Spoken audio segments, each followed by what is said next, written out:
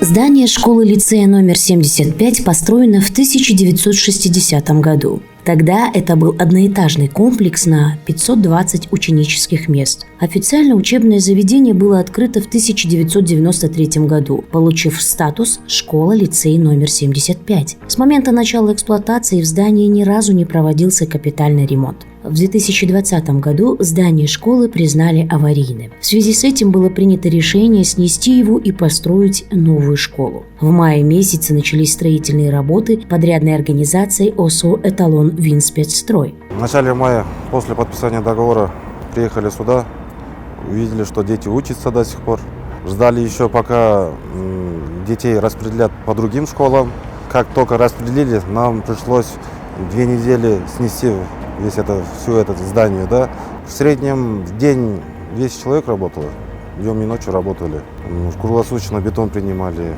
Постарались, чтобы хотели еще быстрее сдать, но тем не менее еще качественно построить, срок, красиво было, тепло было, чтобы детей удобно было, да? В сентябре текущего года состоялось торжественное открытие нового здания школы-лицея номер 75. Теперь это современное двухэтажное образовательное учреждение общей площадью 5607 квадратных метров. Здание рассчитано на 20 учебных классов, а это 550 ученических мест. Общая площадь земельного участка чуть более 1 гектара. Родители, учителя и ученики очень долгие годы ждали, когда же нам построят современную хорошую школу.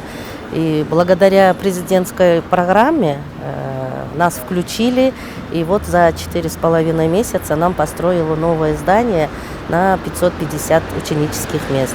Уже настроены работать над повышением качества образования и строим долгосрочные планы. Будем воспитывать победителей Олимпиады, всяких конкурсов различных. Будем бережно относиться и очень рады, и нет границ нашей радости. Школа построена со всеми необходимыми вспомогательными кабинетами, вестибюль с гардеробом, санитарные кабинеты, канцелярия, универсальная мастерская, трудовой класс для девочек, приемная. В школе имеются актовые, хореографические и спортивные залы, а также библиотека, столовая и музыкальный кабинет, выделены в отдельный блок. Государству спасибо, что нам построили такую современную школу. Созданы все удобства для детей, для их развития.